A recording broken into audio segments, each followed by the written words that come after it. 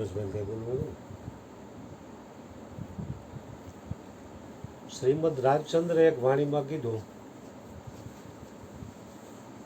ત્યાગ વૈરાગ્ય ન ચિત્તમાં થાય ન તેને જ્ઞાન, અટકે ત્યાગ વૈરાગમાં તો ભૂલે નિજ ભાન.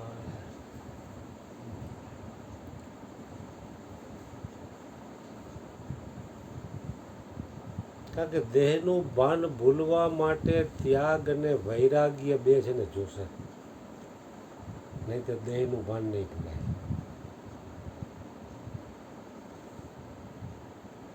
કારણ કે ઘણી જગ્યાએ આ જીવની પકડ હોય છે, એટલે દેહ અભિમાન જાતું નથી. કાંઈક હોય તો છોડવું પડે. પણ આત્મા એવો અસંગ છે કે એને કાંઈ પણ પકડ્યું પણ નથી, છોડ્યું પણ નથી. હે અર્જુન, હું સંગ કરતો હોવા છતાં અસંગ આત્મા છું.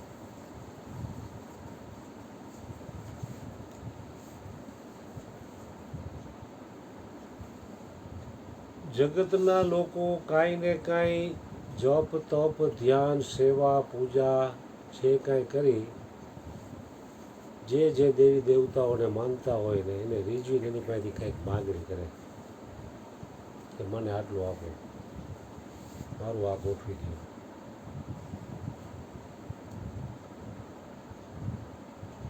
પણ મહાપુરુષો સદગુરુ પાસે કેવું માગે? કબીરજીએ માંગ્યું, કબીરા માંગે માંગણા, પ્રભુ દીજીએ મોહે દોય, સંત સમાગમ હરિ કથા નિષદિન મુજ ઘર હો.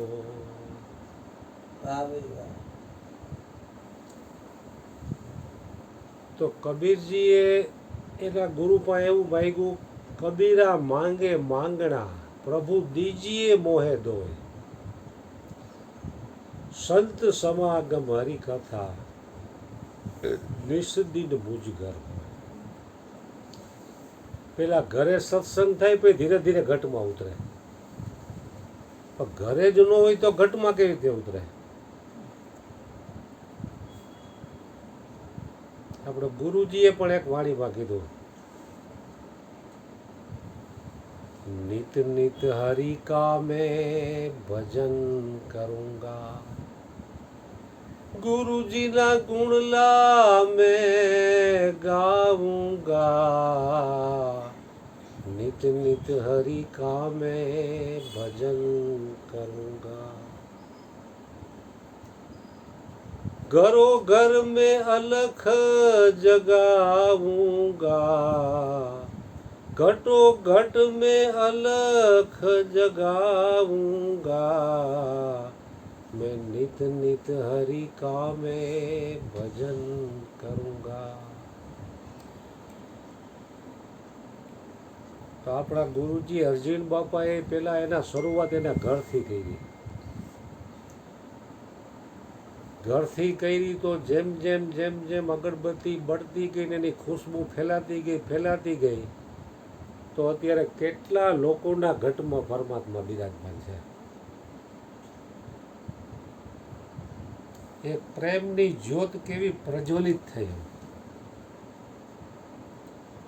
જ્યોત સે જ્યોત જગાતે ચલો, પ્રેમ કી ગંગા બહાતે ચલો. તો પ્રેમની ગંગા કેટલો બધો વિસ્તારથી હોય. એક જ જગ્યાએ જે ધૂણી દખાવીને તપશ્ચર્યા કરી અને અનન્ય ભાવથી ગુરુના શરણ જઈ અને ભક્તિ કરી તો એનું પરિણામ મળ્યું.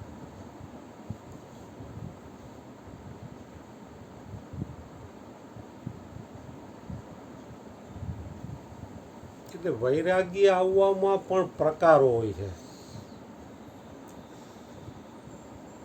એક ગુરુની વાતે પણ વૈરાગ્ય લાગે,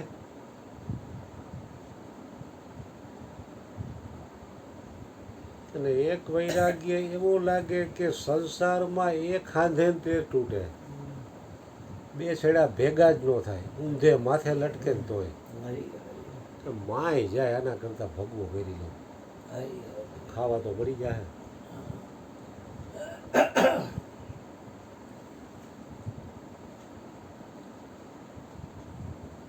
એક બે માણા બહુ બાજતા હતા ને તો ઓલો ભાઈ કે હું સાધુ બની જઈશ, વૈરાગી બની જઈશ.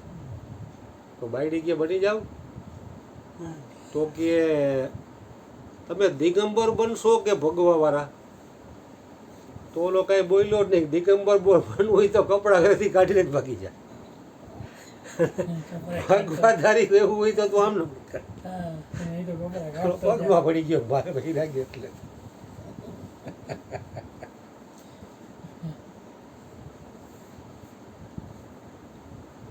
એક વૈરાગ્ય ગુરુની વાતે લાગે, એક વૈરાગ્ય સંસારમાં ક્યાંય ચાંચ ન બુડે એટલે માણસ ભગવા ધારણ કરી લે.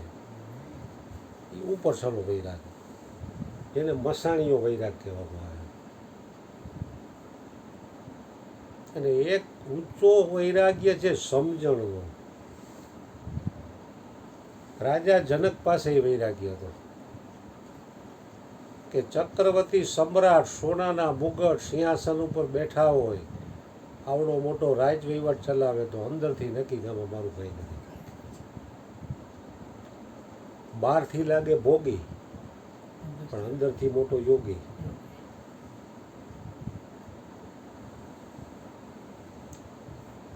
ઘણા વર્ષો પહેલાં અમારા પટેલમાં જ એક એસ્ટ્રો સોસાયટીમાં એક મોટું કરોડપતિ કુટુંબ હતું. તો આ બની ગયેલી સત્ય ઘટના. ચા મૂકો છો ને?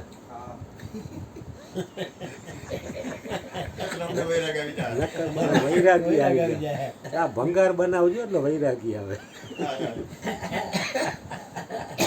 ખાંડ નાખતો જ નહીં. પતિ કુટુંબ, 3-4 ભાઈઓ અને અબજોની મિલકત. એમાં ભાઈઓમાં અંદરો અંદર ડખા ઊભા થયા મિલકતના ભાગ માટે. એકબીજા કોર્ટે ચડ્યા. ભાઈઓ અને બહેનો હોતી જાજી મિલકત હોય એમાં બહેનો પણ કોર્ટ કેસ કરે, અમને કંઈક આપો.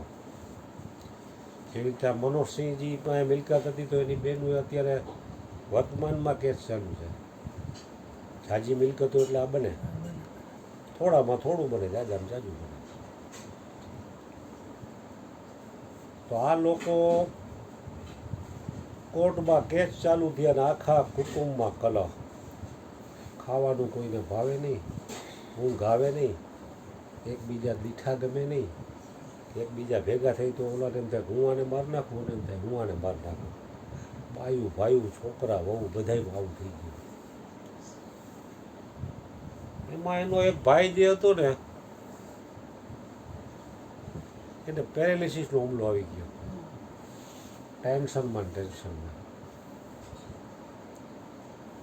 દવાખાનામાં દાખલ કરવો પડ્યો. અઠવાડિયામાં 4-5 લાખ રૂપિયા દવાઓમાં બગાડી નાખ્યા. ડૉક્ટર કી હવે રજા લઈ લ્યો ને ઘરે આની થાય એટલી સેવા કરો. ઉંમર 40-45 વર્ષ માંડ. 80-90 વર્ષ હોય તો સમજા હાલો સેવા કરો. 40-45 વર્ષની ઉંમર.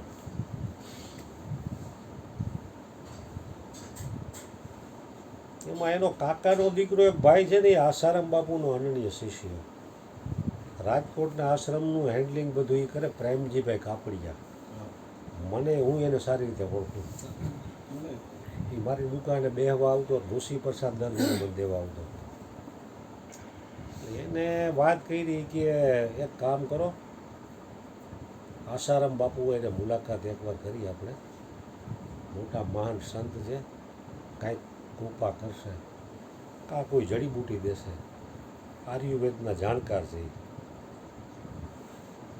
આ લોકો અહીંથી 4 વ્હીલમાં લઈને નીકળ્યા 3-4 જણા, ડ્રાઈવરને ભેગો લઈ. તો ફોન કર્યો ને તો તપાસ કરતા સમાચાર એવા મળ્યા કે રતલામ રહ્યું ને યુપીમાં, ત્યાં આસારામ બાપુનો આશ્રમ હતો. ત્યાં 4 દિવસની શિબિર હતી. તો કે તમારે મુલાકાત કરવી હોય ને તો ત્યાં જાઓ. ગુજરાતમાંથી ઠેઠ યુપીમાં ગયા લોકો 4 વ્હીલ લઈ, 2 દિવસે પહોંચી જાય. ત્યાં ગયા ને બાપુને મળ્યા કે બાપુ આ રીતે આમ છે, આ ભાઈને મિલકતના કેસને આમ તેને હાલે છે, પેરેલિસિસનો હુમલો આવી ગયો ને ડૉક્ટરો કીધું કે આની સેવા કરવા લાંબુ નહીં કે છે.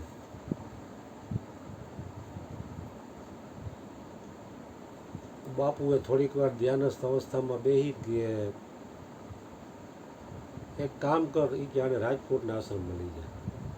કારણ કે રાજકોટ હતા ને, ઉનાળાનો ટાઈમ હતો.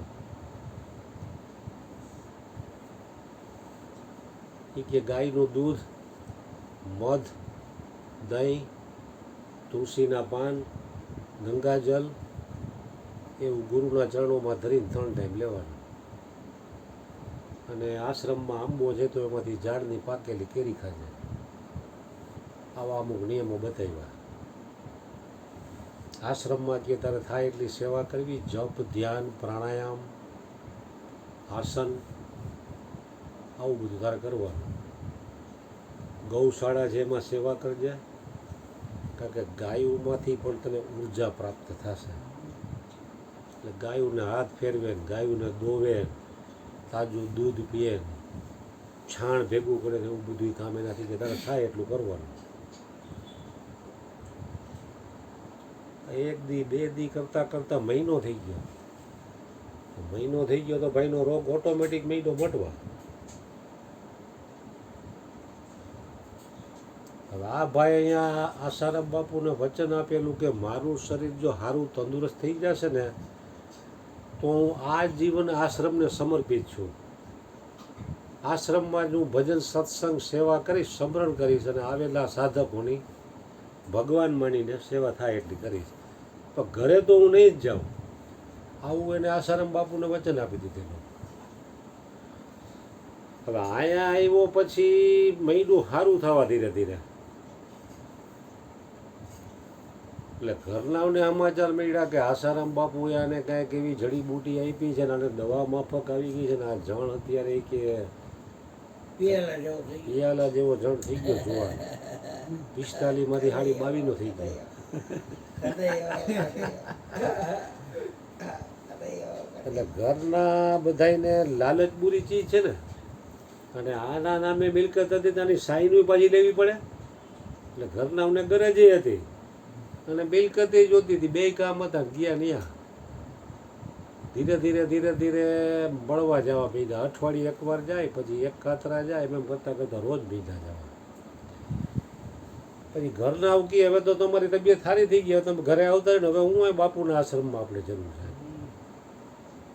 ખોટે ખોટા અહીંયા તમે અમારે હેરાન થવું હોય, તમને મળવા આવવું, તમારા વગર અમને ઓરવતું નથી. અંદર ખાને તો સ્વાર્થ હતો કે તારી સાઈન લઈ પછી તું ગમી જા. તો ફોન લાવીને પટાવીને લઈ ઓલા ઘરે લઈ આવ્યા. પછી એટલો બધો મોટો ભયંકર ડખો થયો તો પેરેલિસિસ તો આને નખમાંથી નીકળી ગયો હતો, પણ જોરદાર એટેક આવ્યો નહીં. ભાઈનું પૂરું થઈ ગયું. 3 દી ઘરે રહ્યો.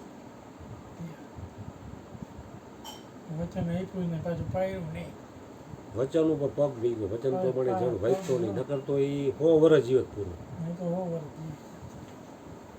એટલે છેલ્લે રામ બોલો ભાઈ રામ થઈ ગયું. જગ મેં સચો તેરો નામ.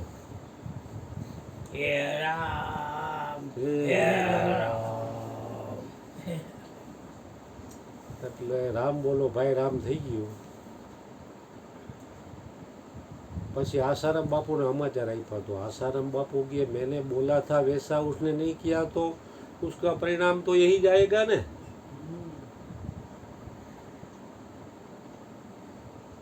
काम पूરું થઈ ગયું છે.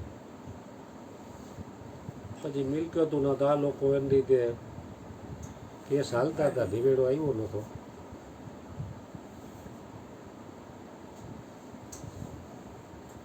એટલે આ વાત કરવા પાછળનો સાર શું છે કે 3 પ્રકારે વૈરાગ્ય આવે. ગુરુની વાતે આવે, એ સંસારમાં એક હાથે તે તૂટે એવી પરિસ્થિતિમાં જો ભાગે તો એ વૈરાગ્ય કહે, પણ એ માણ્ય વૈરાગ્ય કહેવાય. અને આ વૈરાગ્ય એને ભયના કારણે આવ્યો. ભય બિન પ્રીત નાહી. પણ સૌથી સર્વશ્રેષ્ઠ વૈરાગ્ય રાજા જનક પાસે હતો નહીં છે, કે બધુંય હોવા છતાં અંદરથી એને સંપૂર્ણ નક્કી કે આમાં હું કાંઈ નથી અને મારું કાંઈ નથી.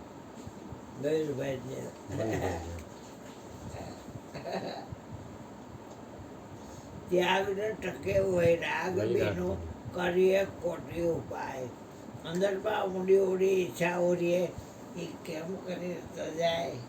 ત્યાગ ને ટકે વૈરાગ બી ત્યાગને ટકાવી રાખવો તો વૈરાગ તો આજે આપણે બોલો તો ખાઈ લીધો. એટલે આવો વૈરાગ્ય એ ગુરુની કૃપા વિના પ્રાપ્ત થતો નથી.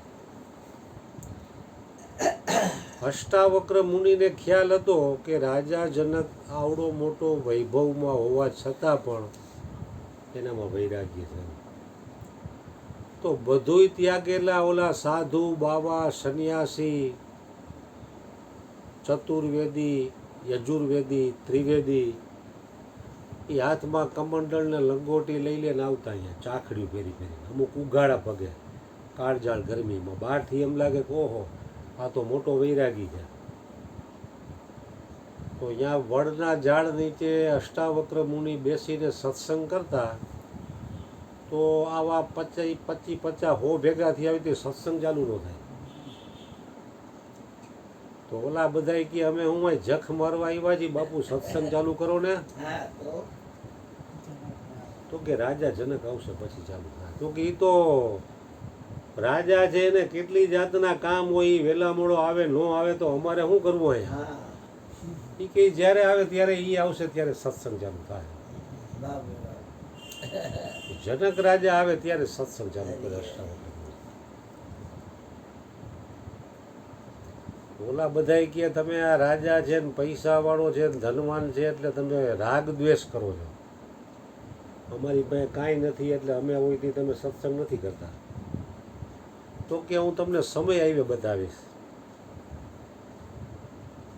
તો થોડા સમય પછી અષ્ટાવક્ર મુનિએ એની યોગ શક્તિના બળે આખી જનકપુરી ભડકે બળતી એવું દેખાયું.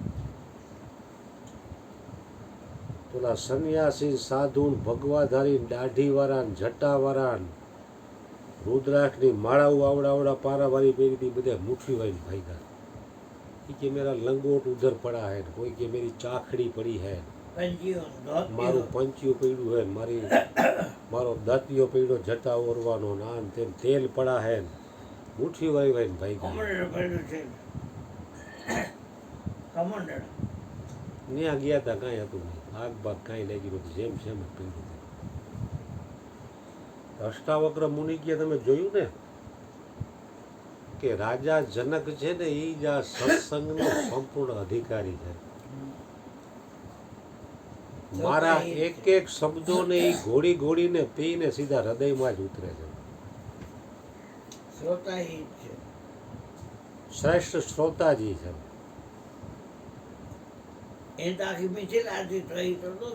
તોય નો ગયો, નહીં તો એને દોડવું જોઈએ ને પેલા. પણ એને ખાલી બહાર દેખાતી હતી, હૃદયમાંથી તો એને નક્કી જ હતું કે આ મારું કાંઈ નથી. આમાં